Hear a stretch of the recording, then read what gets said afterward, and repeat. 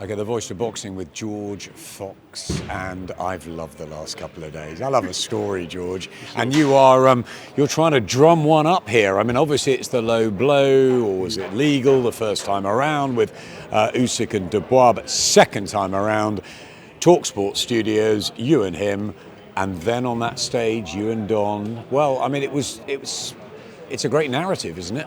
Yeah, it's a great narrative. I must make clear the focus is on July the 19th. We don't want to cry over spilt milk.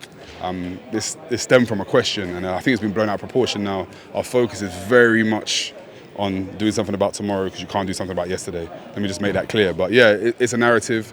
It's one that sells. It's one that has definitely got the headlines, and it's also a part of history. So we will discuss it for sure. You respect him, of course, and you said that when you met him at the TalkSport Studios. But he came back at you about a street fight. Just tell us more. Yeah, like I just asked people at home to use a bit of deduction, a bit of critical thinking.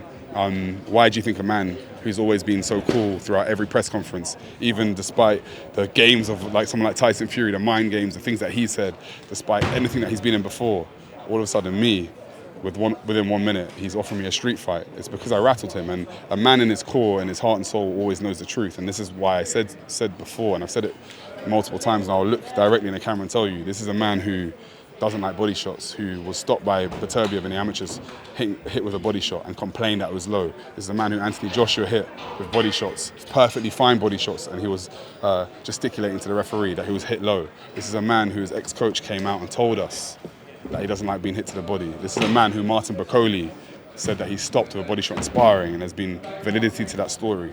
So this man doesn't like being hit to the body. He spends an awful lot of time within the ring letting the referee know that this is low, that's low, because he's very conscious of being hit to the body.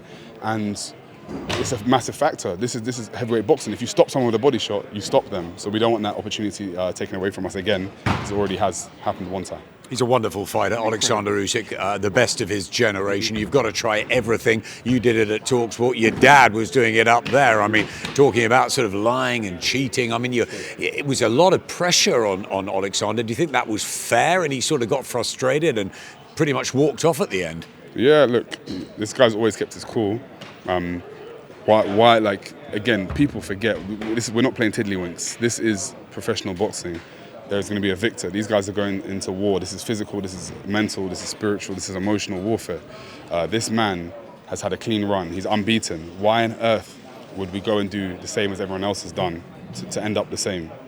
Makes no sense. So, but in the same breath, I assure you, these aren't like conscious tactics. This was just a revelation of my dad's truth, of my truth, of what we experienced. It wasn't actually like we set out with a plan to rattle this guy. But sometimes speaking the truth, and bringing that into existence, people don't like that. And he definitely, I promise you, like, forget all of the cameras, forget everyone's opinion, deep down in his heart, he definitely has some concern or doubt or frustration with himself because he knows he was hurt. He knows. This is what I'm saying. With all those that have been in the ring, the man knows. I can tell you from looking into his eyes that he knows. But yeah. We love a tale. We love a psychological bit of warfare, but ultimately it will come down to what happens when the bell goes here on July the 19th. You believe you've got the right man at the right time for this job? 100%. I mean, I think in all of any interview I've ever given, I'm quite fair in my deductions and my analysis or my predictions. I never, despite being involved in the camp, I'll never say blindly, this person's definitely going to win. Sport is about doing the right things at the right time, and if you do that, you'll be victorious. Daniel has an array of weapons, an arsenal of weapons, serious power punch in both hands, a great engine which has improved. That's a massive part of this fight, by the way, because Usyk is super fit and he's relentless, and he now has the mental maturity, mental fitness, the confidence and the momentum going into this. We take a leaf out of what Derek Chisora did. You don't want to buy into this guy's game plan too much, don't want to bite to the feints too much, don't want to jostle for foot position too much, don't want to jostle for lead hand position too much, because all of these things do exhaust you, and you need to focus on trying to assert your identity as much as possible, as frequently as possible. If Daniel does that with his size and his power and his relentlessness and his ruthlessness, he will win the fight. Daniel told me earlier he destroys Usyk. Don Charles, your dad, told me categorically, with a big capital C, you win by knockout. Sure, that's the plan. That's the plan. They speak a different language to me. I'm very sort of almost a bit robotic and analytical in my approach. Said the same before AJ. If Daniel does the right things, he'll beat AJ comfortably. If Daniel does the right things on July 19th, he will be victorious. Thanks, George. Lovely. Good man. Top man.